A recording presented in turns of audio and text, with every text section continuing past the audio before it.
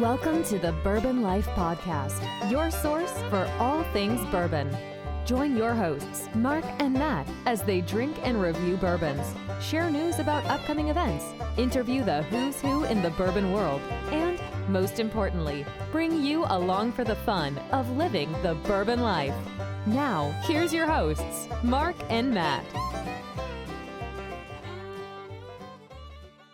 All right, everybody, welcome back for another episode of the Bourbon Life Podcast. I'm your host, Mark, and with me here tonight live in the Bourbon Life Studios, we have reunited, we have reassembled the Bourbon Life crew. We've got Chad. Hey. We got Stacy. Yo, yo. We've got Matt. Hey, what's up, Mark? And Philip. Whoop, whoop. Yeah, man, it's awesome to have you. We got everybody here tonight. This is great. This really It's been a long time. It has Yeah, been. it has. Yeah, now we did the, You did the Christmas episode. the what? The Christmas. The Christmas. Yeah, I'm like, what? Christmas? But you weren't here. I was not. And then, but the episode before, we all five were here? Thanksgiving? Or no, somebody. I wasn't. He wasn't. Chad wasn't Yeah, here. Yeah, okay. I was like, damn, man, it has been a while since we've all. Yeah, I'm back Truly. in. I haven't missed in a while. You're going to get an award or something. Perfect attendance, like Gold they used star. to give out. And Yeah. Something. Oh, we should put a gold star board down Yeah, here. I put it Like- right behind his head for. Yeah. Philip comes to two shows in a row, and they're like, perfect attendance. That's what we're gonna start doing. I'm gonna make like a giant gold star, and I'll hang it behind every. And I'll, for Matt, I'll put something up so we can hang it behind him It'll at say some point. Take my camera off. Matt's been slashed. Oh, Canceled. not at all. So what have you guys been up to? Feels like it's been forever. Anybody Yeah, got it has anything? been forever, right? Yeah, man. What a great way to kick off 2025 with everybody back around the I table. know. Always a good sight to look out, see the table. Starting to get a little messy with bottles. I'm I sure. like that site. Yeah, I do yeah, too. That is a welcome sight. And even though it's dry January for Matt and myself, we're still. What? We're carrying the torch, boys. You guys, I know. Are you going to do a full week in February for the one day? No, I'm not doing Matt's deal. I'm just going to take the one day in February to make up for Saturday at BourbonCon. So I'm Oh, not yeah. gonna, Speaking of, how was Bourbon Con? it was a good time. So we're gonna leave it at that for right now. Noted. Yeah, Friday I was on the wagon. I was good. I was out there all afternoon and just drank water and coffee. And Saturday all bets were off. The wheels came off, huh? Literally. Saturday, he was, Yeah. he found someone else's wagon, and he was just doing Oh, his you thing. hitched on I someone hitched. else's Yeah, I wagon. hitched on it, and that was the end of the story. It happens. I remember my first beer. Oh, if you drink enough and you don't remember it, it didn't happen. it didn't happen, That's right? Well, I did my Z-Biotic, and, it always works. But I think there's maybe a cutoff point or a time limit on those. Yeah. Can you Perhaps. take more than one? I don't know, because after you start drinking, I don't know that you can go back and drink that's I don't know. I another feel one. like I've seen Dave Mandel slam like a few mid-session. Oh, have you really? Yeah, Oh, like- maybe. Well, I mean, that's part of the Mandela effect, so, I mean. You gotta like Beat me to it. start like swimming up the river real fast with those things when the floodgates open. Yeah, Just gotta I think start I'm gonna- dumping. You got to outpace the bourbon with the. Yeah, the I think start just something- dumping those things in the. Yeah, because I took mine at like 10 o'clock in the morning, and normally that would have been great, but of course I was drinking until 2 a.m. So I mean, It's not like a battery was- though. Like they don't know when you go to sleep, and all of a sudden it's like, all right, guys, we're Fresh, start shift's over. over. You went to bed. Everybody, we can sign off now. well, yeah. So Poor bastard's on his own. it was the probably 13 or 14 hours worth of having a good time. That's some and- pretty impressive stamina. 14 and hours. I was of- pacing. I mean, I was pacing myself. It You wasn't can't like drink all day if you. yeah, like don't Yeah, start if in you the don't morning. start in the morning. because I went to they had seminars. So when I was sitting in the seminars, Oh, now usually he's trying to class it up. I wasn't. Well, I was drinking in the seminars. So yes, but I paced myself regardless until the end. I mean, they only gave him 1 ounce shots, so, I mean, it's, he paced himself 1 ounce at a time. yeah. Well, 2025 is here, man. So let's talk about what do you want to talk about? Some predictions. What and we're things drinking, for- real quick. Before Oh yeah. Matt, you brought this. What'd you got poured up for us? Hey, so we are the Bourbon Life. Thank you to all of our sponsors, and Yes. Please tune in on YouTube so that Philip isn't the only one watching. Yes, Thank you. We Please do have a check us out. YouTube channel. Thank we you, just Matt. got to throw a quick plug into that. Especially watch the crew episodes because I don't watch those since I'm on them. No. So especially watch those. But anyway, That's YouTube. one less view. Thanks, Philip. Yeah, right. My parents don't watch those either. That's probably good. I don't watch them either, but That's fair. Poured up, first crew episode pour. I brought a 2022 release of Shenk's Homestead Whiskey. yum. This was actually a Christmas present from you, Mark. Oh, that's right. Yeah. How Was. cute. Yep. So That's right. this comes out of I'm Michter. such a good guy. Sour mash. You are. And this Shenk's is what, like a toasted chinkapin oak finish. What is Chinkapin Oak? Chad, Matt, you guys are, It's It's a, oak from a Kentucky oak. chinkapin. yeah, it's from the chinkapin tree. Yeah. yeah. It's a variety of American oak. Around There you the Monongahela River. Native to our great state right here. Yeah. Is that one of those trees out in Colorado? Is that like an aspen? I don't. I didn't know aspens were a thing. Yeah, Aspen. Yeah. Anyway. Aspen, thou shalt receive. Yeah. Oh man. So what's the proof on this? 90. 94, 90.4. Yeah, night-ish. 91.2. We were all wrong. 91.2. And this is their distillate, right? Yeah. The Shenks. I don't know. I'm pretty sure it can go either way. I know it's like a 5 to 7 year old. Kind of like you. Yeah. And hey, so listen. it begins. I mean, you had fun Saturday, so Hey, We haven't even taken a sip yet. Whoa. Ooh. that escalated quickly. that's why I didn't want to talk about it. I'll check, man, I'll double check because I think I have I think when they send those bottles out and stuff, they usually have a, I don't think they disclose what is or isn't. maybe out there not. listed. Okay. No, I because gotcha. Michter's doesn't like to They're disclose. a little It is secretive on stuff. distilled and bottled in Kentucky. On the back, it does say bottled by Michter's Distillery, Louisville, Kentucky. Shenk's Homestead, Michter's All signs point to Distillery, it, not theirs. right on the front. Yeah, if it doesn't say distilled by them, it's probably. But I mean, like it could have some of their stuff in it. But Yeah. either way, yeah. It's So let's talk about nose, Matt. So hey, this is great, Matt. What do you get on the nose? You brought it. Yeah, Tell sure. us what you got. I get a lot of like really rich fruit, riding the sweeter side. Maybe a little less of those stone fruit, like less plum, less fig, more of like kind of sweet Concord grape, like light berry, a little bit of oak coming underneath it, kind of like a sweet chocolate. Would that be chinkapin oak?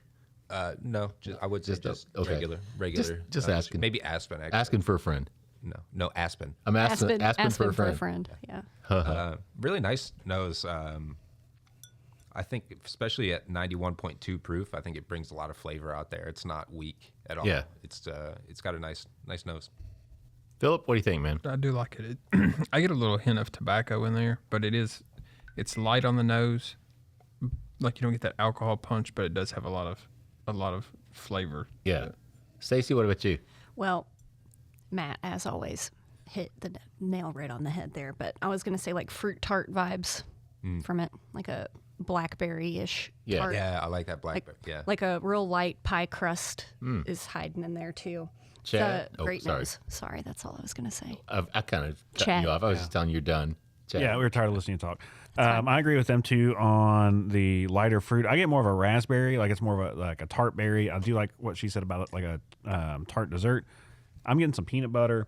I do get the tobacco that Philip said. It's got also a little bit of a wet wood like mustiness to it. A lot of caramel and brown sugar. I do enjoy the nose a lot. I think it's great. And here's the thing that's weird for me because I thought I had it kind of in my head that I wasn't a fan of Shenks for some reason. What? And I don't know why I thought that. Well, each batch is always slightly different. It's they're different. So maybe what I had before, I just wasn't that big of a fan. But man, I'm really enjoying the nose on this. Hey, Matt, can Mark have his bottle back? Give me that bottle back, damn it. No, the light fruit, Matt, you talked about for sure is in there. I'm probably going to side more with Chad on that raspberry versus the blackberry, but definitely a nice fruity smell there. That little hint of oak coming through as well, sweetness. Really nice though, man. Really, really like this for sure. Okay, now that we've done that, who wants to talk about some 2025 predictions Start with Philip. in light of all the news that's recently been hitting regarding the market? Philip, what are your thoughts, man? Predictions. I think Matt's no longer going to be on the Bourbon Life podcast. Oh, damn. Well, I have been predicting that since season 1, and here we are. for some reason It's never going to happen, Matt. have to come Is back that every predicting week. or foreshadowing? It's never going to happen. I was going to say, I feel like we're going to start seeing a lot of your shelf stable products, the price start coming down. Yeah. Yeah, I feel like we've hit a point in the market to where the prices, I feel like there's been a drop off in purchasing power. Yeah. And I think we're going to start seeing your Knob Creeks and your Wild Turkeys and the big brands. I feel like the prices are going to start dropping on the standard everyday stuff that you can get. Was it last year that we were talking about, and I think you had even talked about the fact that brands were probably going to maybe start producing the The lower was cheaper it you stuff. the lower Yes. the less expensive brands. I mean, I think we saw that, right? I mean, I think we saw some brands putting out some lower priced things. So, but yeah, I mean, I think that makes sense to me. I mean, because like a good example is like you got the Heaven Hill 7-year bottle and bond. It's like what, $50? Yeah. Like that. Well, Jim Beam releases the Jim Beam Black, and it's $20. So like, Heaven Hill is going to have to come down to compete with that. Something's going to have to happen, right? Yeah. So no, I think that's a solid prediction. And I think you might be on point with that. We were one of the people talking at BourbonCon, I can't remember who it was actually talking specifically about that. You know, the prices coming down, bottles sitting, you know, on shelves at whatever pricing they were, and these brands are going to probably have to rethink some of their pricing, and we may see, which is great for consumers. Yeah. I think you'll still see like your rare, you know, limited release stuff still going to be really high, but I think there's going to be the bubble is going to shrink on expensive prices across the board. Yeah. So we can no longer say that 100 is the new 50. So 50 is going to be the new 50. Maybe? I disagree with that because I don't think that anyone's going to backtrack, especially because like everyone's already getting a little like, you know, tight butt on like what could be in tariffs, but I think these brands already see we make this money already and we're not going to lose anything, and if they sit on it, they sit on it. The big 6 distilleries have nothing to gain from lowering their prices down. It's not going to make more people buy their stuff. It's just going to make one consumer buy potentially another bottle, which another bottle matters. But for Heaven Hill, like Jim Beam Black, that's a loss leader. That they're probably making pennies on the dollar on that. That's not something that's like you know, really bringing them in, just like white label. That's just there because it's popular.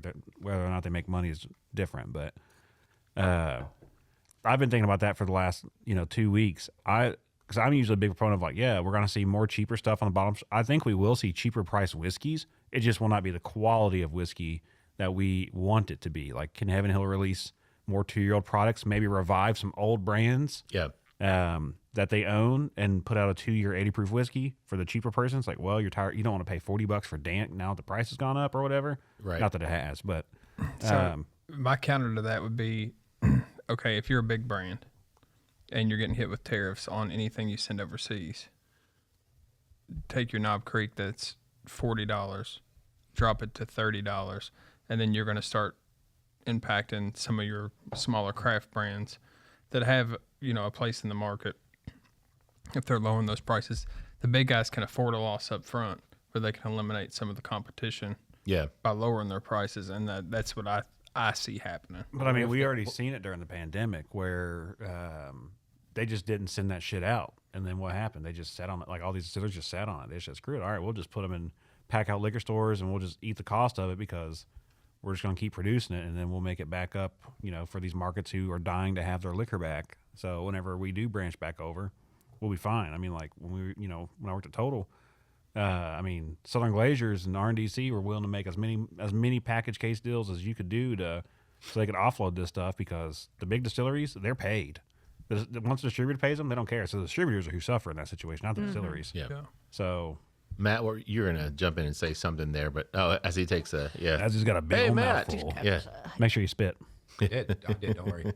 I think the Philip, you bring up a good point about not sending stuff overseas because of tariffs, but then you have to think of the supply line coming in here from overseas. If you get your boxes, your dividers from China, from another company, if your glass is coming from a foreign country, suddenly you're seeing 25% tariffs on your stuff coming in. So even though you might have a product where you can cut some price, you've got some more price increases coming out. And at the end of the day, the consumer is going to see that. Yeah, no one's going to lose that money on the front side. It's going to always be the consumer who eats the shit. So, and that's like, wait, you eat pieces of shit for breakfast? I've had your cooking, Mark. So, ooh, ouch. That's a lie. I've never I was seen gonna Mark say, cook. when has he cooked? I've never seen it. When you weren't here. The only person only person I've ever seen use the kitchen. Actually, I've seen Anita cook. Yeah. So, but Matt, I was gonna say Matt's the only person I've ever Matt's seen used my kitchen. Matt's used the kitchen for us. Yeah, for sure. Stacey, what do you think? What are your thoughts? Oh my God. What do I think? I think that this might be the year that we see a little bit of a decline with some like experimental releases. I could be totally off on that, but I feel like, I don't want to say that the market's oversaturated, but I feel like it's saturated at this point. And I don't know if there's really that push to be putting out something really different right now to grab everybody's attention, but maybe you guys that are actually working in the industry know something. Can we talk about the elephant in the room? You can talk about whatever you want to. Except $200 for 700 mil of double oak. Yeah. Ridiculous. Right. I mean, talk about, Stacy, to your point, experiment. That's not really like an experimental, No, release, but it's still very limited. Yeah. One time a year release.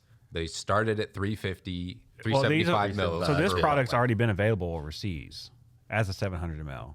So all they did was just transfer it to the U.S. So Yeah, like, but the point is that it went from a it went from a $50 bottle up to a $69 bottle at $375. right, and now Up you're getting to a $200 bottle for a $700. I mean, it's like, and you're going to start seeing shrinkflation like that across the board with this stuff. I mean, we were talking, like, our provider for glass was asking, because they're getting so many orders right now. They're asking if we would be able to take down to 700 mils because they're sitting on a bunch of 700 mils. I mean, we were like, no, because the deal wasn't worth it. But I think we're going to see that more and more. I think Brown-Forman's just the first one to get into it. Now, isn't it like because the Buffalo Trace, the Blanton's, that the green label, isn't it 700 mLs? Isn't there like a European thing where it can't be 750? It's got to be 700. Yeah, because Yeah, they do. So to me, that liters just or whatever. shows that Yeah. there's a drawback from these big corporations about what they're going to ship overseas. They're going to keep it at home. So you're having a The only 750s surplus are of only glass. popular here. Yeah. Nowhere else, or it's just 750. 'cause screw the it's a- metric system, man. It's a fifth of a gallon. Yeah. So that's why. But yeah, Yeah. we're the only place who does 750. Because we're America. That's right. Damn it. Well, yeah. We I ain't mean, changing. You guys didn't have to suffer through that crap, man. The metric system when I was like in second and third I went to grade. engineering school. Man, they tried to force us to learn the metric system, and it was just like, what? No. Hell, I struggled to learn the American system. They Yeah, would've so did been Mark. shut That's up. why he didn't want to learn something new. Yeah, for real. But he's got 10 fingers, 10 toes. Metric would have been great. Yeah, no, we weren't into it. So that experiment failed. But it was across the board, man. It's like all of a sudden the United States is going to join the movement for the metric I system. mean, my phone's in military time, so. Mine is too. Yeah, but I'm talking about the metric system, man. It's just a whole other way of, I mean, yeah, it makes sense. I get it. Everything's on a 10, 10, 100,000 makes sense. But, when you've spent 7-8 years of your life already learning inches and meters or Mark inches didn't learn and by yards inches and to a feet. 7 or 8. But anyway, Zing. yeah, that's really funny. But To Stacy's point, though, it's experimental. This is one of my predictions because I've seen it everywhere. It's funny. I also think experimental stuff's going to go down. But I feel like of the experimental stuff we're going to see this year is like mesquite smoked everything. I've seen so many damn brands pop up with mesquite smoked. seriously, I feel like Yeah. that's really harsh. Like finishing, Mesquite. whether it be like staves or barrels or flavors. I've probably seen in the last 2 months about 7 or 8 like mesquite smoked brands. so mesquite's going to be our new I Amberana. think so. Oh God. And on top of that, Amberana, one of my predictions is that Buffalo Trace will release the Old Charter Oak Series Amberana. Age, because they age only in that barrel for that time frame. You think so? You think that? But not so like they usually, they used to be 12 years. Now they're like 8 years. But I think in maybe 5 years, they'll release an only, actually, no, it's not oak. That's a mahogany. So never mind. I take that back. Take that back. Rich All right, mahogany. scratch that. Yeah.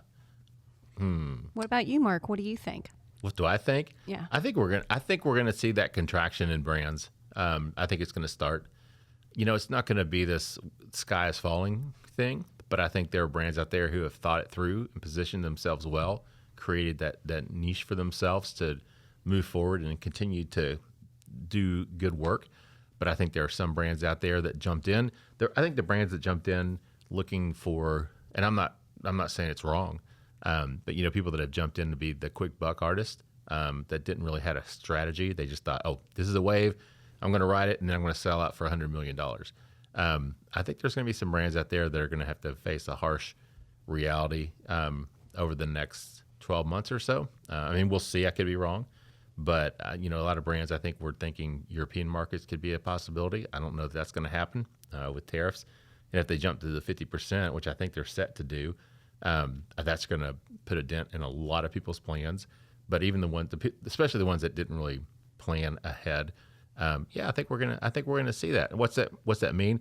I don't think the sky's falling. I don't think this is, that Forbes article. I didn't read it, but it's like the boom is over, the hangover begins. I mean, I was like, Yeah. come on. I mean, that's sensationalism. I don't think it's to that point at this point. Here's been my analogy for it. No one looked at the stock market crash of 2008 up to, when it recouped in 2012, 2013. No one looked at that as like, well, this is the new housing market. This is where it's going to be from here on out. Like the housing market's crashed, where it's on, or like this is the best time or the worst time. No one looked at that. And with COVID, like for sales for anyone, people who got into the business and like new brands who got into the industry and seen just like a skyrocket because all these people who are new into whiskey or have a little free money, they're not working, they have nothing else to do but fucking drink. If that's the truth, it is. I mean, that's that is exactly what. Yeah. So people who got like small brands who got used to those sales, and now they're like they were dependent on like we always have to hit that number. Yeah. Same thing in retail or sales in general, like our retail sales. They're like, oh, we have to hit this number, and I'm like, this is a blip. Like everyone, and I know I'm not the only one who has this thought because I'm never the smartest guy in the room. But if like you're chasing what happened Isn't that true? during a pandemic, I mean, besides. Right now, I'm the fourth smartest person here, in front of you. Philip's probably the smartest, honestly. Oh, man. But it's crazy to me because I think that's what a lot of these brands do. And like the 12% with Brown-Forman, I do think sucks. But also, how many people did they hire during the pandemic to kind of help meet these goals? Yeah. And then things have slowed down. I don't think that's a negative thing. Now, what does suck is the cooperage closing. Yeah, I think that let's save that for we can talk about the second round because we're almost at the end of round one. So let's jump back to the whiskey real quick. Let's talk about palate and finish. Chad, I'll throw it to you on palate and finish on this. So for me on the palate, super sweet, super decadent. There's a lot of underlying spice from the extra oak addition to this. So a little tannic, a little warm, but not too much. I think it's proofed perfectly. Finish falls a little flat for me though. It is nice and creamy and sweet, but other than that, there's really no crazy flavors, unlike the nose. But overall, I always enjoy Shenks, and I like the experimental and the batches year to year. Yeah, Stacey, what do you think? Agree with Chad. I felt like the finish was a little bit more flat than other Shenks releases that I've had. I think the one I have at home is at 2019. And I feel like it drinks a little bit warmer than this one. Overall, I really do like it, but I like the nose better than the palate on this one, personally. What do you think, Philip? I think the tobacco carries over really well from the nose. Yep. I get a lot of that on the tongue, but it's got like a spicy bite. But then I agree with him that the finish just kind of falls flat pretty quick. Yeah, Matt, what do you think? Without actually drinking it, I think some of the fruit carries over to the palate.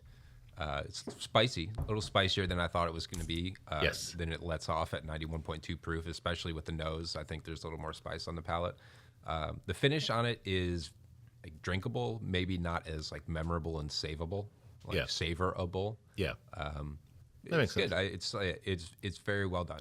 I think it's good. Is it remarkable? Yeah. What's the price point on those now?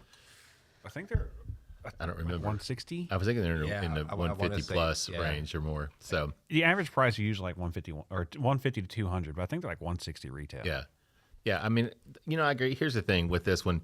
You talked about leather. And it's funny because actually on the finish, what I obviously wasn't drinking, but I kept picking up this little hint of leather in that. The spiciness comes through. I mean, I was really surprised, and I think it tricks my palate to make me think I'm drinking something higher proof, just because of that spicy feel.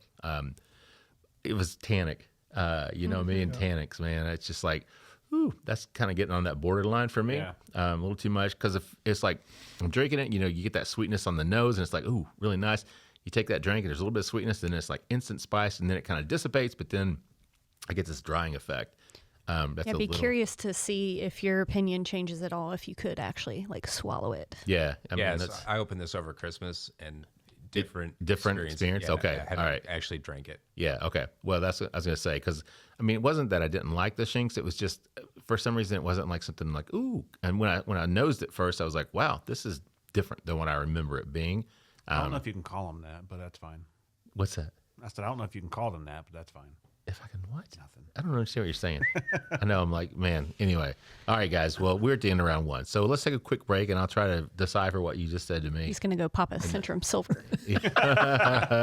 Change my Depends, go to the bathroom, whatever I got to do. You said it. Yeah. Now everybody knows your bathroom habits. Yeah, whatever. All right, guys. Let's take a quick break. We'll be back with more with the Bourbon Life Crew in just a minute. Welcome to the kitchen table at James B. Beam Distilling Company, where every visit is a celebration of tradition and flavor. Did you know that the kitchen table is nestled right within the heart of the distillery? That's right. You can experience the essence of James B. Beam's legacy while savoring their delectable dishes. Join them every Wednesday through Sunday from 11 a.m. to 5 p.m. for a culinary journey like no other. Planning a special event? Let the kitchen table be your host, creating unforgettable memories for you and your guests. And don't miss their upcoming kitchen table dinner night on January 25th, featuring a 4-course meal highlighting the best of the kitchen table. For more information and reservations, visit beamdistilling.com. The kitchen table at James B. Beam Distilling Company. Come as a friend, leave as family. All right, everybody, welcome back for round 2 of the Bourbon Life Podcast. I'm your host, Mark, and with me here tonight, live in the Bourbon Life Studios, it's my really good close friends who think so highly of me. We've got Philip. Oh, wait, who'd you invite? Philip, welcome back. What's up? Hey, Matt, what's going on, man? Hey, not much, Mark. You all right? No, but Stacy, how about you? What's up? I'm great, Jamie Lee Curtis. How are you? Wow. All right, we got Chad. Oh, it's getting Freaky Friday in here, boys. Oh, yeah. That's okay. You guys make fun of my glasses. They're fun. I was going more with longer hair, like a Halloween Kills. I was going to say, were you a babysitter once? Like, What? Yeah. Anyhow, we are the Bourbon Life Podcast, and we're here to bring you some high-quality content. And unfortunately, don't tell him it the is quality. punchline of the joke. What? Nothing. Speaking of, did you figure out what we were joking about the last I did not. segment? No, I just gave up on it, so I'm not even. It was more of an East meets West kind of thing. Not even gonna worry about it at this point. So Yeah, you did give it up, didn't you? Yeah. Man. So how are you guys doing? Obviously, really well. One drink down, and it's already. By God, I couldn't be better. I'm doing great. Doing Yeah. great. Having a good time. Yeah, Having a good time. Having a great time. Philip, you didn't say anything about that. I'm so. finer than frog hair. Oh, all right. Matt, how you doing, man? Good. What do we got poured up, Mark? I think this came from your case, right? It did, man. This is the old Fitz bottle and bond. I get the sample bottle, which is very nice of them to include me on this. The old Fitz bottle and bond fall 2014 edition, made fall of 2013. It's 11-year-old, bottled in fall 2024, 100 proof, as a bottled in bond has to be. So, Stacey, I saw you nosing it. What do you get on the nose on I this one? literally just took a sniff. That's okay. You're smart enough to tell me an answer. Am I? I'm pretty brain dead after work. That's a bold assumption. I don't know if you hear that accent, but Hey. Wow. Anyway, I'm getting like peanut brittle vibes. Okay. I don't know. That was the first thing that jumped out. That's okay. We'll come back to you. Philip, what about you? I get the classic Heaven Hill peanut butter. Like she said, peanut butter, that peanut butter pie. I mean, it's like a classic Heaven Hill nose. Yeah. Matt, what do you get? To me, I think the wheated notes on this come across. There's that toasted bread, almost a little sourdough type note to it. A little bit of cracked grain, cracked wheat, that bakery aroma that I sometimes liken it to. Yeah. There's a little bit of like a brittle note on it as well, but for being a wheated product, I'm not picking up a lot of fruit. Chad, what do you think? So the nose for me is weird. So I've noticed as soon as I poured it, I've let it sit and I've swirled it and gone back to it. I get the wheat, like toasty bread, like Matt was talking about, but I also get like this. It's kind of salty on the nose, almost like a salted caramel, like a saltine cracker. There is like this slight savoriness to it, but I don't know.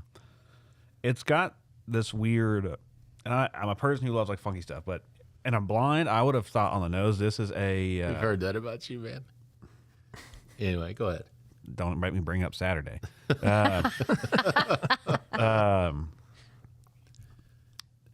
don't know. In a blind, I would have thought this was like pot distilled because there's a metallicness to it, and it almost it tastes. I get what you're saying. It's like a salt brine. Yeah. I was just going to say, do you think that's where that salt influence is coming It's from? something, I don't know, something off on the nose for me. I'm not loving it. Really? Yeah. I quite like it.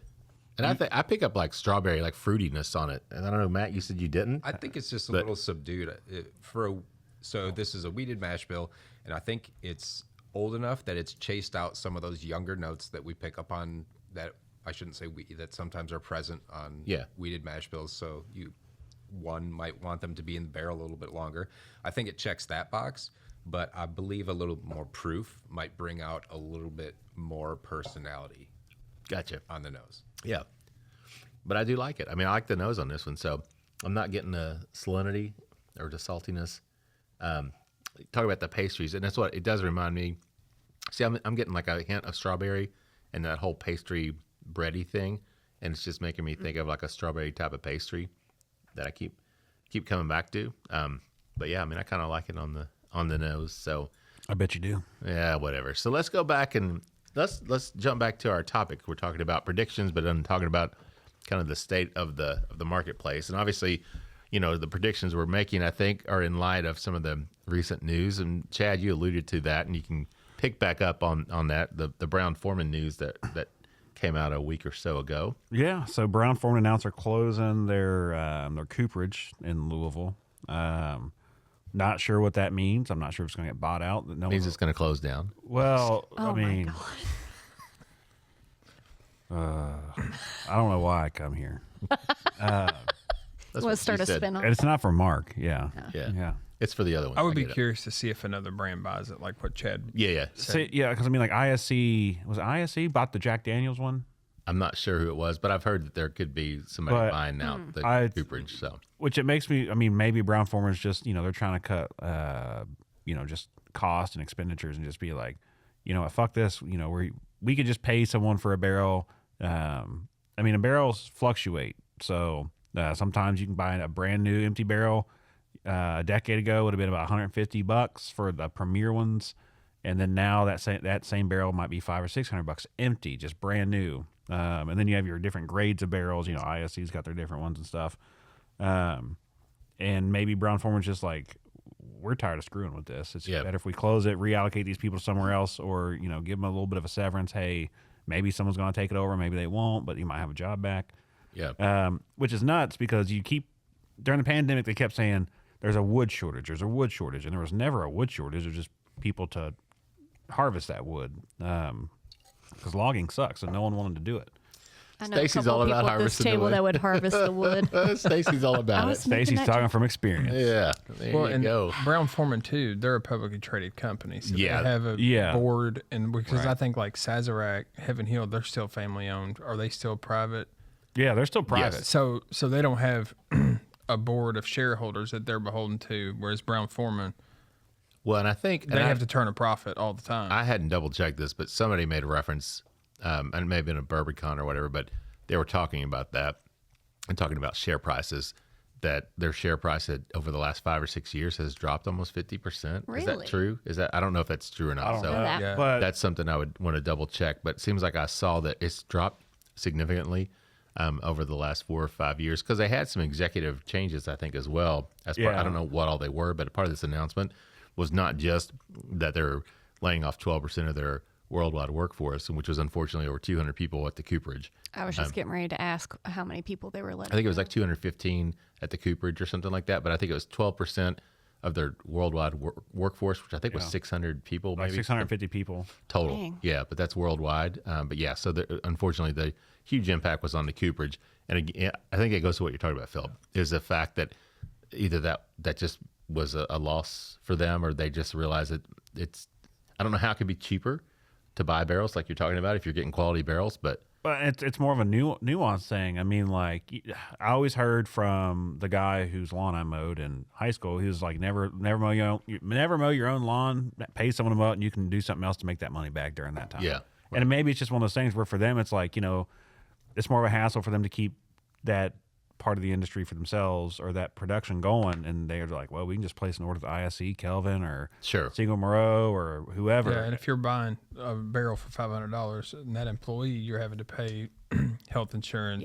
Right. Yeah. All those things on top of it. I think that's probably a big driver in that was the cost reduction across the board, just to cut those costs to maybe boost the share prices. I could see or whatever. a Sazerac or a Heaven Hill or someone like that buying a cooperage, though. Sazerac did buy a cooperage. Okay. So maybe they'd be out, but I could see one of the bigger brands that's like still privately owned. And I would hope so too, to kind of keep things local too. Yeah, and that place has been open since what, 1945, sometime in the 40s. I think it's like 80 years old this year or something like that. So kind of sad. It is sad.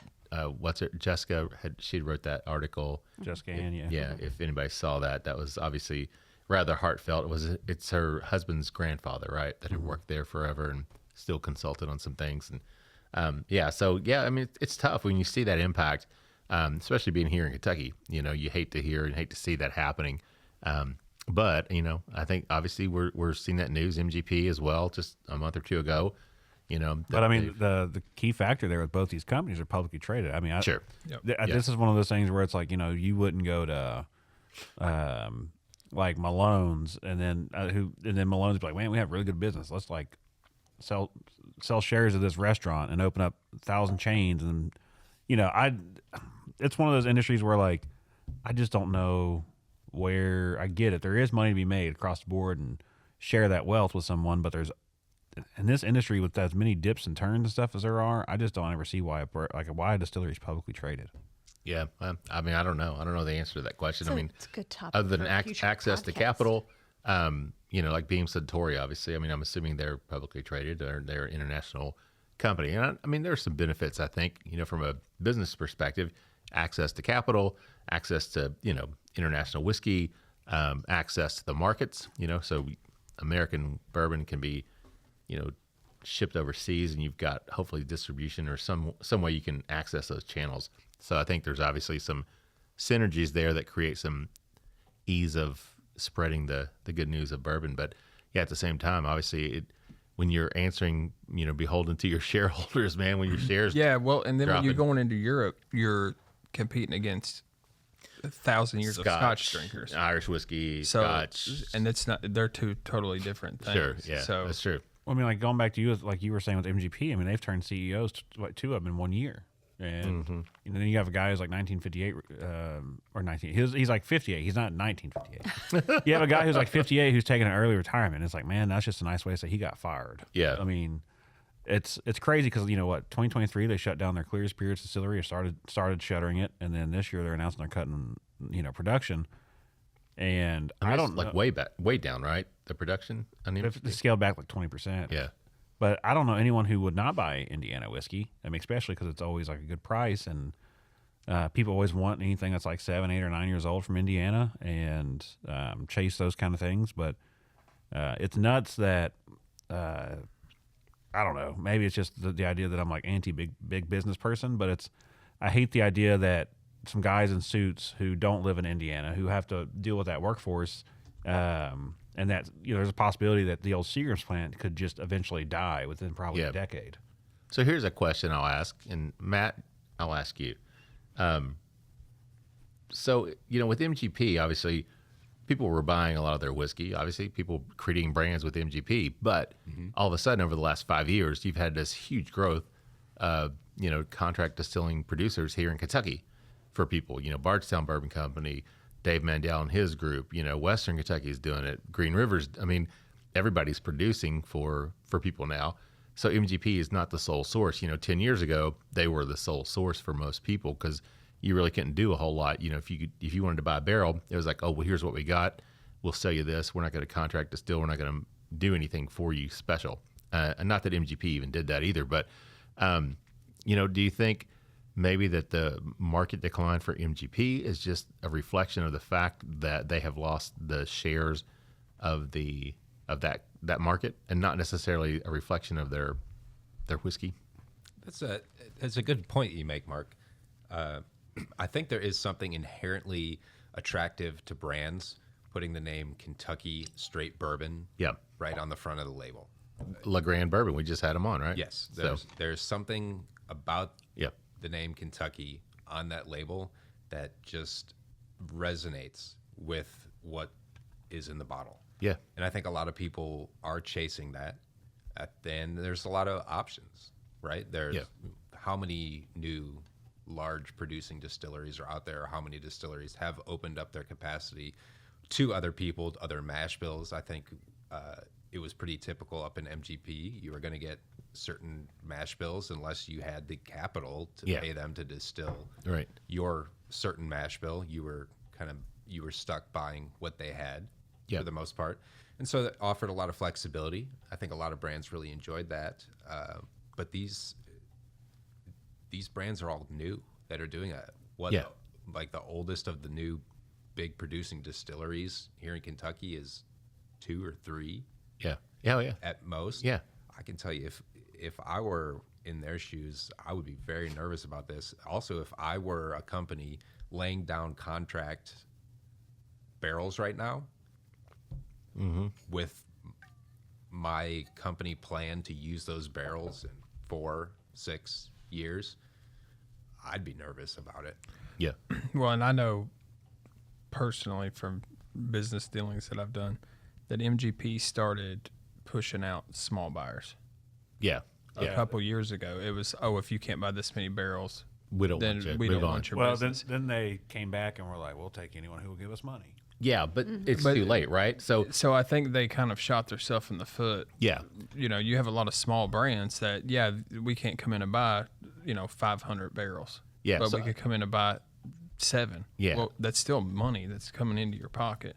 And I think they got a little greedy because the boom was so big, and it's come back to shoot them in the foot because all these other distillers now have branched out and it's like, Right. well, if they don't want the business, we'll take it. So that's kind of I think my point is leading to, so the fact that MGP is down, production, et cetera, losses, whatever, maybe not necessarily is indicative of the overall bourbon market, but just the fact that the people that are buying all this whiskey from them, they're no longer doing that because they have other options. So yeah, It's a MGP. major shift going on. Yeah, and I think some people see that and interpret those numbers as, oh my God, the bourbon market's falling apart. Well, you got one brand that produced a lot of whiskey for people that they're not doing that anymore. Well, because we did that show with Caleb Kilburn, and Yeah. I'm blanking on his name.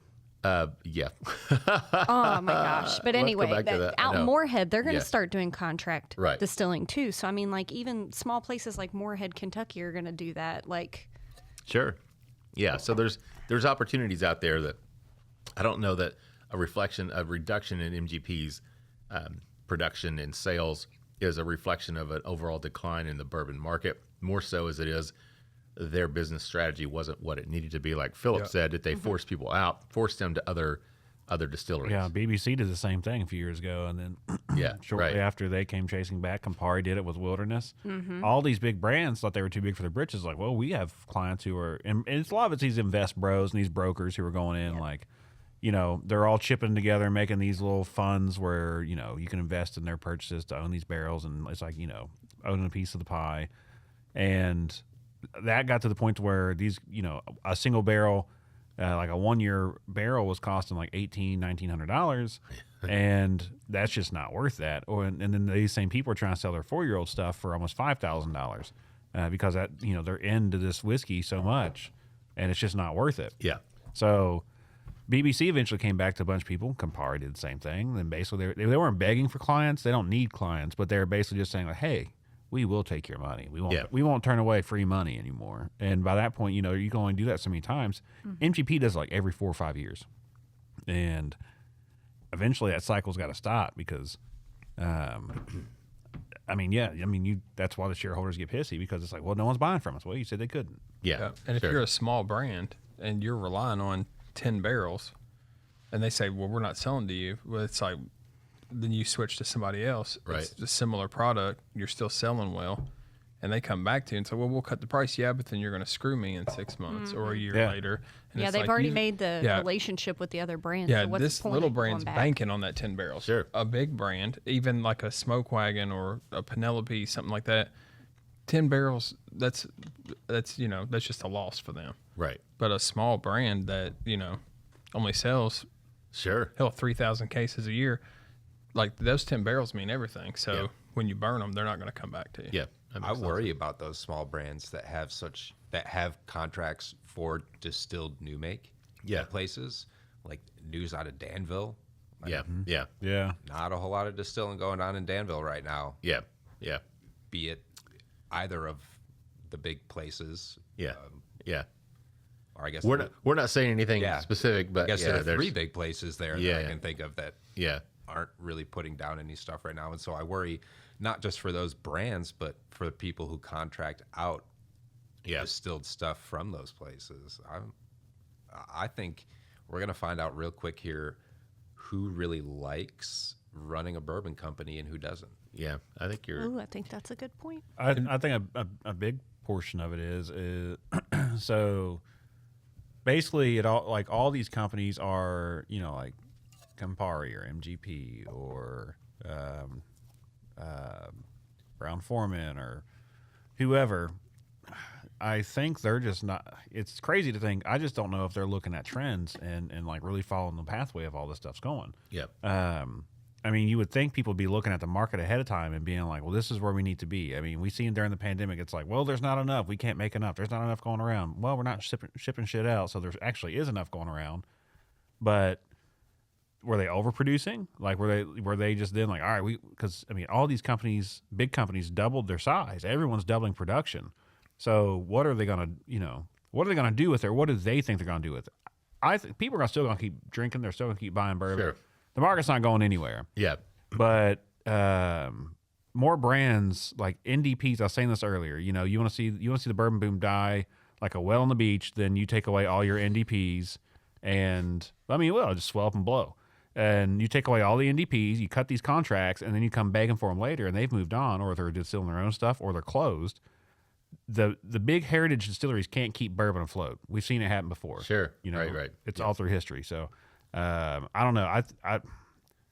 I just keep thinking a lot of these big businesses are just looking at it from a viewpoint of a dollar, and like Matt said, there's some places that just aren't going to be producing or don't want to produce anymore, and it's like, wow, you spend a lot of money to do not shit with it. So, and that's, I don't know, like that just seems to be the thing right now. It's like collecting fucking Pokemon cards for these big. But that's the billionaire game, right? I mean, we look at things from a consumer game, right? Like distilleries look at things from a millionaire's game, right? Companies like Campari look at this from a billionaire's game. If we buy a distillery and we close it down, nobody else can have it. It's tax write-off. Yep. No, that's true. Yeah, we look at a $50 bottle. They're looking at a $500 million investment. Yeah, it's right. the same. Yeah, that's true. They're both tax write-offs. So let's jump back over to the whiskey, guys. This Old Fitz from Heaven Hill, the bottled and bond from the fall 24. Who wants to jump in terms of the? I'll go first. Chad, go ahead, man. Throw it out there. I don't like it. I don't He's think just I do either. been waiting to say that. I have. And it's crazy because I love Old Fitz, and and these younger ones are usually my favorite, like the 8 to 11s. Like once you get some of the older Old Fitz, they always come off a bit tannic and a bit bitter to me. And I'm someone who loves heavy oak, so like the 11 year is kind of like my sweet spot. 10 and 11. I just don't love this one. It's got this weird, musty, metallic, dirty note to it. Just ain't great. You came in with a preconceived notion, dude. I'm just kidding. Stacey, what do you think? Honestly, you agree with him? I'm not getting a lot of like that musty. I don't know. There's just something that's not quite there like other Old Fitz releases that I've had. I won't say that I hate it, but if I was blinded, there's no way I would have guessed that this was an Old Fitz. Yeah. I mean, it tastes like like putting a penny in your mouth. Man, something's up with your palate. He's not wrong. I do get. You get that It too? is a little. I don't. There's just something that's off, and I don't. Okay, Matt, what do you think, man? I pick up some tannins on it. It's like quite tannic and drying, almost like a little bit of a charcoal type, like tannic and drying. But I like the front of the palate on it. It's like kind of nice, bready, toasty. Some of those fruit flavors come through a little bit. I think it's quite wheat forward on that, and I think that leads to a little bit of that drying, tannic, almost like astringent kind of nail polish finish. Question: does anyone else think it tastes like it has like a smoked malt or like a malted wheat? Like there's something in there that just, I don't know. I feel like it is a great thing. This is just me. Honey malt. But like Chad brought up that pot still on the nose. Mm-hmm. Yeah. It honestly tastes like to me that they distilled it at a little bit lower proof than what they typically would through the column still, and you're picking up some of that like just copper. Huh. And I don't know, maybe they had just cleaned the steel before they ran this batch, but it tastes like I've tasted stuff better that was made in the woods. Oh yeah. Wow. Okay. And that I mean, I'm being honest. Yeah, that's what it tastes like. Like maybe like a dirty steel, or it was proofed, distilled lower, going through the columns, and it didn't filter out all those flavors or something. But it feels like there was something done different with this one. Gotcha. Yeah, I mean, I get the fruitiness up front, like Matt talked about. And again, there's a spiciness on this one for me too. I don't know. It's only 100 proof. Yeah, I thought it was a little spicy too. So I was kind of surprised that I don't expect when I drink a wheated bourbon to get that much spice. But my palate kind of picked up a lot of spice. But then it turned tannic. And I was talking about that Shenk's having some tannic to it, man. This one definitely has. I mean, like I'm drinking water and puckering up here because it's pretty drying. Yeah, shut up, Chad. I think they ran this one on third shift. And So yeah, I mean, because I know those bottles cost a lot. So if I bought this bottle, I would probably not be a happy camper because it's not. I'm not saying it's a miss, but it's not what I'd expect from an old Fitz 11-year-old. It's a miss if you are used to a lot of other stuff that they put out. Yeah, right. Because I'm a huge Heaven Hill fan, obviously. I think we all are. So it's about the equivalent of Traveler whiskey from Buffalo. Oh man, just throw another barb out there. Just hey, I'm going to punch I'm being honest. Punch somebody else while they're down. Hey, people's going to buy this bottle. I'm telling them. You're not palate cleanser. It's not great. All right, guys. Let's take a quick break, get a word from our sponsors, and we'll be back with more with the Bourbon Life Crew in just a minute. Three Chord's line of whiskeys embody the spirit of creativity. The whiskey is a true collaboration between producer and composer Neil Giraldo and master blender distiller Ari Sussman. The Three Chord team of expert blenders, coopers, and sensory professionals have developed a multi-step process they called Perfectly Tuned Taste. This process begins by carefully selecting the finest bourbon and rye whiskeys from Kentucky, Tennessee, and Indiana, and then blending them together. Find out more about the whiskeys and distribution in your area at www.threechordbourbon.com. All right, everybody, welcome back for the third and final round of the Bourbon Life Podcast. I'm your host, Mark, and I saw you over there, Chad. Man. He had it. Wow. Pretty I'm your spot host, on. Mark. With me here tonight live in the Bourbon Life Studios around the flights of the rectangular table, it's my good friend, Stacy. Hey. Okay, not good friend. No, I'm just kidding. My good friend, bourbon drinking buddy, Matt. Hey, what's up, Mark? Also got Philip. He's a good guy. Whoop, whoop. And then there's Chad. Hey, keep talking to me like that, you'll wind up like Matt. Oh, yeah. Yeah, then you got to be switch hitter. Take this broken wing. I feel like someone else did it. Yeah. Oh my God. You're going to feel like you cheated on your wife. Stranger danger. Oh man! All right, guys, we're talking predictions. Well, we're going to talk I've about got a something. prediction. That was HR. HR's going to get involved, right? We're 4 years in. If they ain't reading the files by now, then Listen, sorry. that's why Every one of the email I sent sponsors- to HR@thebourbonlife.com. Comes back from return to sender.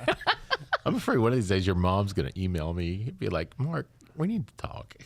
What are you doing to poor Matt? She's the sweetest lady. Isn't she though? Oh, yeah. Honestly, man. Yeah. So I always feel guilty if I say a bad word. Then I'm like, "Oh man." What does your mom think of your Matt's- famous nuts? She loves them. No. Yeah, of course. Yeah. It's funny when I met Matt's dad. So when you all bitched out and didn't do that race, I come out of the parking garage and I was talking to Matt, and he goes, "Hey, Philip," and I was like, and I just looked over. I'm like, "Who the hell is this?" He goes, "I recognize your voice from the podcast." That's awesome, man. That's great. Yeah, Matt's parents are awesome. Much better than Matt. No, I'm just kidding. So, Philip, what'd you bring? Damn. That's fair. That's fair. That's not a high bar to jump. Oh, what'd you bring us to drink, Philip, on So this round? this is, I just brought what Chad brought me. Chad, do you want to tell us about it, or The Philip? can tell us? Dancing Goat Distillery High Rye 8-year-old bourbon, Stillman's private stock. It is 58.87% alcohol by volume, which you all said it's like what 116 117.74. We said this something was like that. from Wisconsin. from Cambridge, Wisconsin. Yeah. And Chad, do you know anything else about the juice? Nick Yeah. Mass is the blender and distiller. Nick Mass. Yeah. His grandfather always that what told you were him gonna say? something. You want to learn more about it? No. So it's sourced liquid from Indiana, and I'm pretty sure it's 21%, but it could be 36. But I'm pretty sure it's 21. Color on it. 9-year-old. That's the limousine barrel. So limousine barrels are nice little funky French oak things, usually used in cognac production and brandy production. But they are. I think Matt's the only other person here at the table who knows what that is. But Well, not limousine barrels, but cognac. But they're Wow.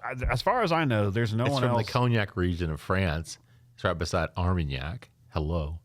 And this is cask strength. Yes, it is cask strength. Cask strength. Yeah.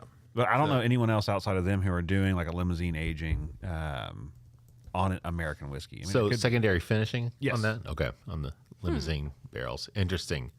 Very good stuff. Anybody knows? I haven't even. I haven't even picked up my glass yet. I haven't either. Okay. Well, it's very rich. This is probably the best nose of the night. That's what I was getting ready. That's exactly what I was For me. gonna say. Thank This you, is- Phil. Did anybody nose it like as soon as you poured it in your glass? No. It had like a potpourri, Oh, did it really? like a perfumey scent, but Okay. it has completely died. yeah, That down. was that's gonna Chad's, say- that was Chad's perfume. Probably was. Probably. He Yeah. took his jacket off. Yeah, Blue he's Day like, Chanel. here, I give you He went this to the bottle, powder, the Philip. powder room. Yeah. Like brown sugary, cherry, very rich, very decadent oak. Some of that tobacco flavor Listen to comes that through. bourbon master getting you. No, I mean that's what sticks out to me because it almost it's kind of reminiscent of like a Elijah Craig barrel proofy kind of nose with that cherry and that brown sugar kind of nose to me. It does have a very pleasant nose. I really like it. I mean, this is the best nose of the night for me so far. So, Chad, what about you, man? What do you pick up on the nose? I agree with a lot of what you said. Dark brown sugar, like black cherry. There's a nice dark chocolate note, like deep in there. Just like really big cocoa or cacao, whatever you want to say. Good like coffee notes, like really dark roast coffee. It's a really dark nose, but it's also decadent at the same time. It's not It's not bitter. It's not overly spicy. It does hit a little proofy when you first put the glass up to your nose and really dive in. But overall, really enjoy it. It's also got like this little cola syrup note on the nose as well that I really like. Nice. Stacy, you're shaking your head in agreement. When he said coffee, yes, it was like a real dark roast coffee. Okay. Is what I was picking up. And then I'm still getting like a floral note undertone there, and I can't quite determine what it is. But lots of dark, rich notes on the nose for sure. I really like this nose. I haven't really nosed anything like this Yeah. in quite some time. Matthias, what about you, man? I think I'm just going to keep riding the wave here and agree with everyone else. It's got like a nice, You don't get to do that often. That's got to I be a know. nice feeling, right? It's like, yeah, what kinda everybody like else said, man. nice, like a prune Oh, yeah. flavor to it. Yeah. Nice prune, and almost like a Dr. Pepper or like a rock and rye type cola note. Like a thick, comes like across. A thick what? like those syrups that you would get at like an old A thick syrup, old, okay. Shut up. Like the old school soda bars is what I think of. It's Gotcha. like Where they you jerk know, it. Yeah. Like a real cherry Coke. Yeah. Not Not the- Not the shit like a that's already diner in the made bottle. cherry. Yeah. Not the simulator. Made at the pharmacy. There you go. That's right. Yeah. Philip, what about you, man? Matt, I'm sorry. Did you have anything else to add? Yeah, I'm sorry. I didn't mean to cut you Stacy off. got so rude and just cut I you got off excited. No, I mean I second everything. That cherry cola nose, I really do get that. It's like taking a trip to the old soda fountain. How many soda fountains have you been to? Have you been to the one in No. Midway? I've not been to a soda fountain. They have that there. not. It's downtown. And then there was one that I used to always go to in Florida. Nice. Solid cherry vanilla Coke. The pharmacy in my town growing up had it, and Moorhead had one. You go, there's like 8 old ladies running this pharmacy. They homemade fudge, homemade cookies, homemade Nice. everything. Fucking loved it. Yeah, man. Very I'd nice. be all over that. Is that Yeah. still open? Yeah, I think Birdie's still there, and she's like 100 years old. Hell yeah. Okay, Shout now out to you, I'd go Bernie. hang out with Birdie. Yeah. Now here's the weird thing, because now I'm almost getting like a hint of clove in this, I could see clove. and I'm not a clove fan, but man, with the combination of everything else going It on, smells really nice. I actually really like that. So I wonder if that's what you're talking about, potpourri. That Yeah. maybe It that probably is. kind of that nut that. It's got like the clove, little like cardamom, star anise, which are Dr. Pepper are really big, Sure, and like yeah. those vintage style sodas too, because that's back when soda was medicine. So Yeah, that makes sense. All right, so Chad, you had a couple other things. So we're talking about kind of Yeah, so I'm gonna do predictions some and just like- observations for 25. not hefty, big talking points, but we can kind of roll into it. So my joke every year is, there always new Weller. So this year I'm gonna keep it rolling. Yes, I think there will be another Weller release, a bottled Bonner cask strength. I've said it 3 years in a row. Was that a joke about the 18 year? Was that a joke? Did you see it on Instagram? What? No, I that's don't real. think that was a joke. That's the Weller, That's- Weller 18, right? Wheat whiskey. Huh? okay. Weller 18 wheat whiskey. Yes. Buffalo Trace and Sazerac are expanding their so- premium category. So it's not a bourbon. No, it's a wheat. I'm whiskey. sorry, I didn't realize. I just saw Weller 18. I'm like, And that's what okay. they want people to see. But that's meant for like overseas market duty free, and it's okay. one All of right. 4 or 5 What color is the label? White. Actually, I think it'll be printed on the bottle. It'll be in the Daniel Weller bottle. I'm pretty sure. Oh. I got another prediction while he's saying it. The white label blends. It's going to be overseas too. Yeah? I think the white CYPB. wax. No, the white white wax. blends. Oh, white somebody. blends. Did you have a picture of that? Yeah. Yeah, that's what I thought. I was gonna say. I've seen a picture of that white label, a white wax. So all you blend taters somewhere. out there, there's a white wax that's blend. going Well, on. they've White horse. They've done them for like The white whale. Swiss or something. It's like a 40-year anniversary or something. Swiss cheese. yeah, those always go like overseas. Huh. I've never seen it before, but okay. It's got like the porcelain horse head on it or something. Wow. My next one is Benchmark Wheated. I'm waiting to I'm surprised they've not done like a 4-year-old wheat bourbon yet. That's just like on the shelf from Buffalo Trace. Because I think the Benchmark line's really great and people really do love to flock to it. Turkey to maybe a release of 20-year. I'm sorry. Wait. People love the what to it? Flock to it. Flock to it. Okay. No, I didn't hear what you said. I'm like, people like the what to Weller?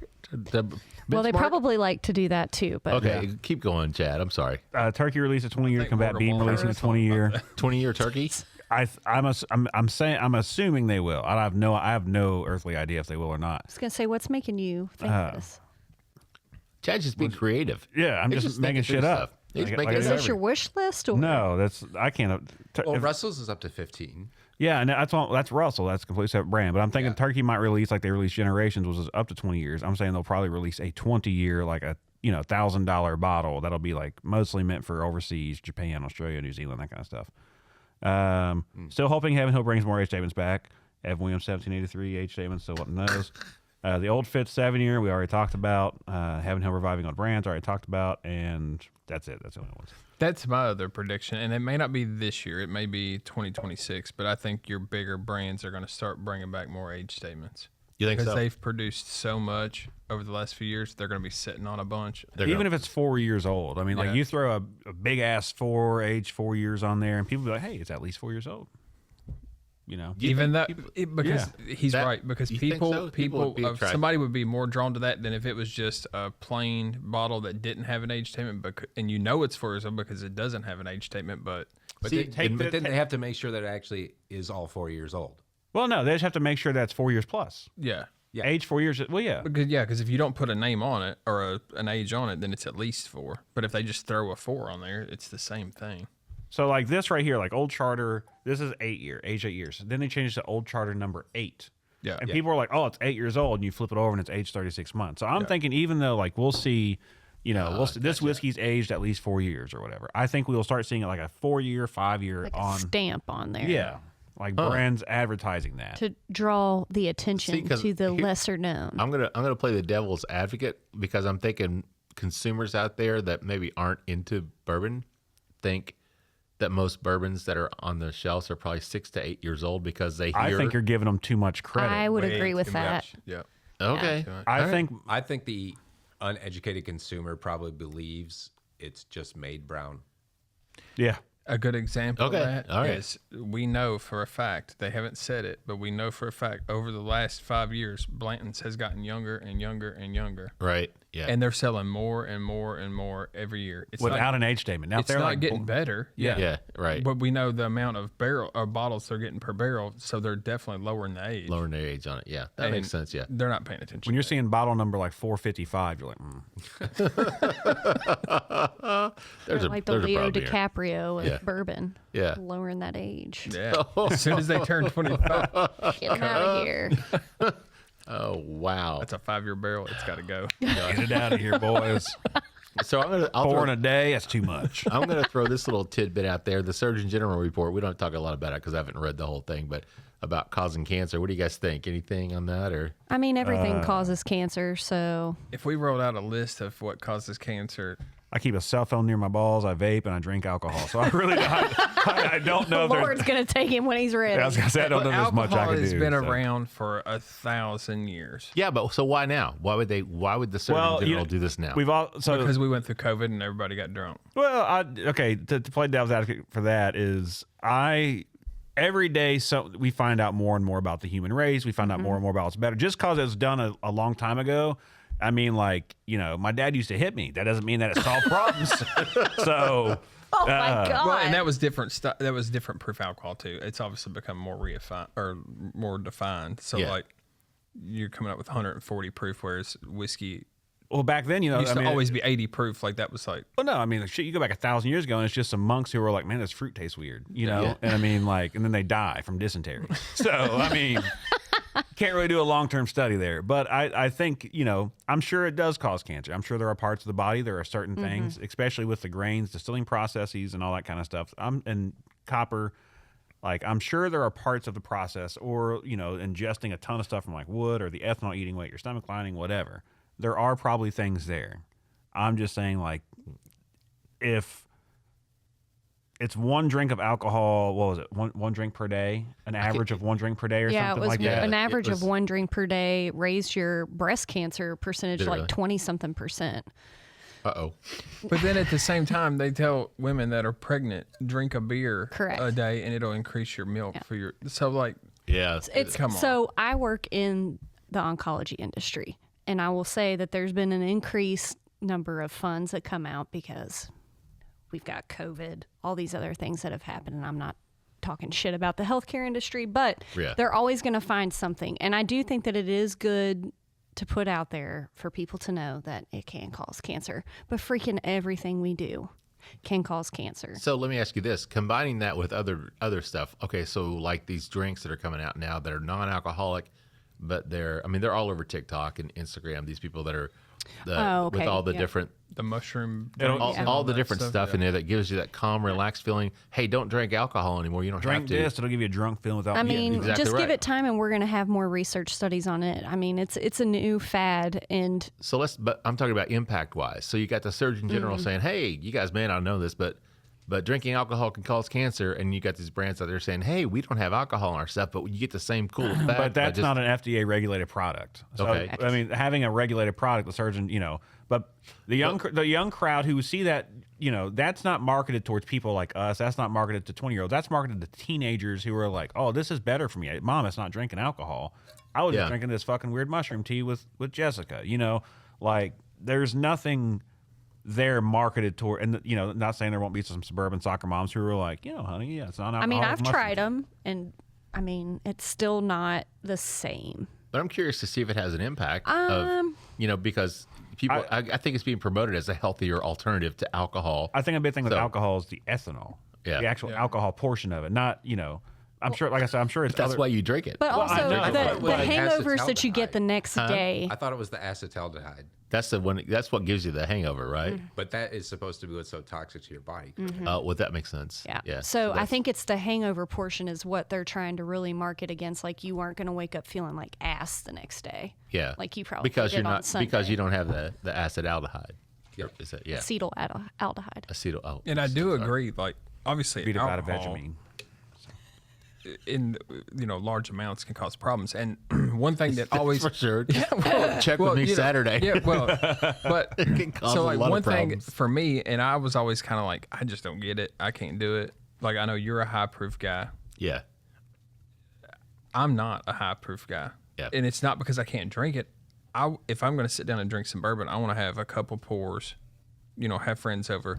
If I'm sitting there drinking 130, 140 proof bourbon, I'm drinking two, and I'm just like, this isn't enjoyable, I get it. And I think with all these bourbon groups and things that I've been in, and it's all kind of, the algorithms have died down, but it was like everybody's posting. Oh, just like a guy I work with, he had a bottle of Blanton's straight from the barrel. Yeah. It was 122 proof. He had people that wanted to buy it. He was going to sell it to them for like $200, whatever it was. What's the proof on it? 122. Oh, that's not high enough.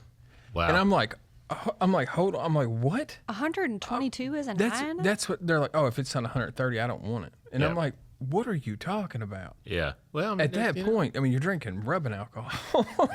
It's like, there's some people and that like I the feel high. like- I mean, I'm a high proof guy. I mean, I would still drink 122. but I obviously, feel like but the industry there for a while, it was like a lot of was the a- limited Well, releases sure. was Yeah, everything, everything was super high high. proof, That and makes that was all of your secondary markets. If it's not barrel strength, I don't want it. yeah. And there could be something to that, because I can guarantee you, drinking that kind of proof alcohol all the time, that's not going to be good for your you. body tries to convert that alcohol into sugar. Yeah. And the higher the content of alcohol per drink means your body's converting that to more sugar, which means, your glucose levels are going to go up, which means that puts a lot of stress on your heart and your kidneys and just your organs in general. So I'm sure, like that plays a big role in it. But also, if you're drinking so much that like you have high sugar, if From your alcohol. yeah, You got other problems. Then you've got more problems to worry about than having a cancer cell or two. Well, You're going to be having to get on Ozempic or cut your feet off. Yeah. Oh, damn, dude. With that also- said, go ahead. I was going to say on that note too, you got to think of weed being legalized in Kentucky. Yeah. That's another thing that's going to give the alcohol industry Sure it a will. run for its money, so to speak. that's a good So, point. I mean, how much of an effect will we really see on the alcohol market? It'd be curious to see how things play out over the next year for sure. So let's jump back to the whiskey because we're almost at the end of the session here, guys. So I went first on the palate and the finish. So who wants to take Matt? Someone else. I'll go. Chad. Of course, Chad will. Chad, I like to hear the sound of my voice. Yeah, I like to hear some of your voice too, Mark. Thank you. Appreciate that. I like the palate a lot. There is a little bit of a bitterness to it from the barrel because limousine barrels are what, like 5.5 gallons or something, Matt? Oh, okay. Or like 13.5 gallons. They're small. I don't remember, but So just more aging, like a rapid aging type. they're a smaller barrel, and they might not be that small, but I just know they're not a 53 gallon. But a little bit of a bitterness, a lot of raisin, dark chocolate, clove, like same thing as the nose. Tons of that Dr. Peppery note, a lot of cola. I mean, I think it's really good. Philip, what do you think? I'm glad Chad gave me this bottle. Yeah. No, I it's bought delicious. 2, killed 1, and then And on the palate, like it just lingers forever. Yeah. And it's got good, like a peanutty aftertaste. This is by far the best pour of the night. I think. okay, yeah. So I was thinking like a maple syrup, but like a weird maple, but it is kind of like a peanutty, like sugar syrupy. Almost like kind of like that Heaven Hill, Jim Beam, that peanutty aftertaste that you get from those. This resembles that quite a bit. All right, Matt, you got any opinion on this one? Sorry, caught you right at the right time, didn't I? It is a little bitter right up front. I get bitterness almost like to the point. I think we had a product last year that was like a light toast, not enough char, where it's all like that wood kind of gives like that green wood bitter type taste. I think that comes across right at the front of the palate, but then it moves into like really nice, beautiful, spicy notes. That fruit comes through. Brown sugar is definitely present. The oak balances it out. Nice long finish from the little bit I had and spit out. Nice. I'm just filming you guys. That is a tiny camera. Yeah, that's what she said. Who hasn't gone yet? I haven't. You. Stacy. Oh, hello. Raisinettes. Yeah. Tasted Ooh, like I a like box of raisinettes. And I am picking up a little bit of that peanut influence that you all were talking about too, but it's subtle. Mm-hmm. But the nose and the palate on this, by far the best of the evening. This is really good. Yeah.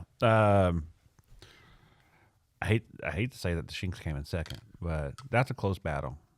Sorry, old Fitz. That's a far Yeah, third. I hate to even say that. But I would say in a blind, this, for sure. Even Yeah. I mean, we know what we're drinking, but even in a blind, Yeah, it's really good. this I think would win. You guys have let's find the most tannic stuff that we could bring for Mark to It drink has tonight. been and pretty we're gonna- tannic this We're evening. going It to has. throw it at me. It's because you're not swallowing, you're spitting Dude, it all out. I'm just You're like, missing. man, because I'm like, 2025 is a new year for him. He's going Wow. to spit and not swallow. oh, wow.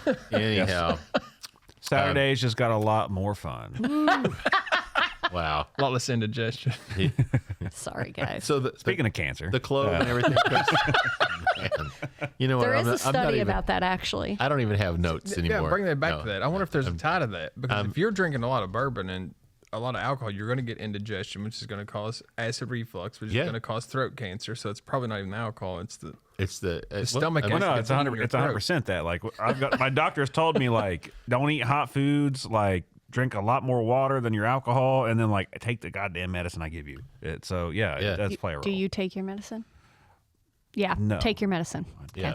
I can't afford to buy it if I do take it. But I do like this one. Thanks for bringing it. It's probably my favorite of the Thanks night. for Even giving it to even him. with the bitterness on it, I still in that high rye. I mean, whatever the percentage was, that tastes higher than 21 to me. It didn't say what the mash bill was. But that's the combination of proof and that rye, so it's kind of like tricky. It's really good. But yeah, it's really good. Even with the tannic effect, it is drying.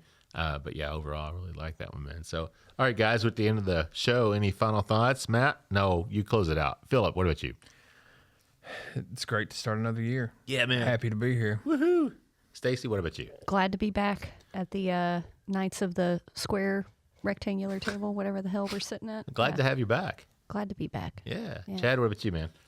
I hope this year is filled with rainbows and butterflies for everyone, and everyone gets what they want, and whether you want the industry to die or not. But yeah, glad we could all be here and have this conversation. And Heaven Hill, make the fighting cock back to like at least 4 years old. The last bottle we got sucked. Let me call them out real quick. So they posted, Heaven Hill Distillery posted a thing today, and it was like bourbon. Bourbon has to be aged in a barrel it has to be aged in a barrel for at least 2 years to be bourbon. And I'm like, no, damn it, why? Yeah. Why can't we get this right? Why does wood container? Yeah. Well, vessel, and as soon as it hits new charred, whatever, it's bourbon. Not sure. The age doesn't matter. The second it hits it. Yeah. But yeah. Crazy. That Matt, bothered me. final thoughts, man. Hey, to our listeners, morning, noon, or night, thanks for checking out the Bourbon Life Podcast. It's good to have the whole crew back. Yeah. Really, it's good to see all you here on the table.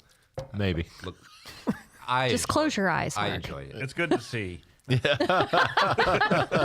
your smart glasses back on. Maybe you can put We're a different glad to scenery. be here, Matt. Can't wait to actually share a drink with you all in February. Awesome. Look forward to it. Yeah, it is. Even though you guys give me grief, I miss it. So I appreciate you guys being here. Thanks for everybody showing up. This is a lot of fun. Always a good time. Even when my day is like dragging on and I'm just so tired and you guys show up, it's like, yep. No, Gotta really. get back He's to like, doing this oh, bullshit God. again. No, but it's a lot of fun. So I appreciate it. Appreciate you guys being here. We appreciate you, like Matt says, our listeners, whatever time it is, morning, noon, or night, whenever it is you get your Bourbon Life fix. We appreciate you taking the time to listen. Appreciate all of our sponsors as well. Couldn't bring you this show each week without all of their help. If you want more information, feel free to email us at thebourbonlife@gmail.com. You can also find us on Instagram and Facebook at The Bourbon Life and join our private Facebook group, The Bourbon Lifers. We'd love to have you in there. Don't forget to check out our friend Big Chief doing the Whiskey Trip podcast. Every Tuesday comes out.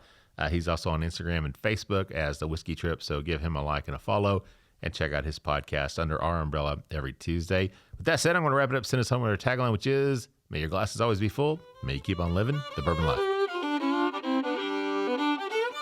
Thank you for joining us for this week's episode of the Bourbon Life Podcast. Our mission at the Bourbon Life is simple: to share our passion for all things bourbon with you every week. And we'd really love to hear your thoughts on how we're doing. You can find us on Instagram and Facebook at The Bourbon Life. You can also contact us by email at thebourbonlife@gmail.com. And you can always find us on your favorite podcast platform. If you have a moment, we'd love it if you would rate us and give us a review. So until next week, we hope your glass is always full and that you keep on living the Bourbon Life.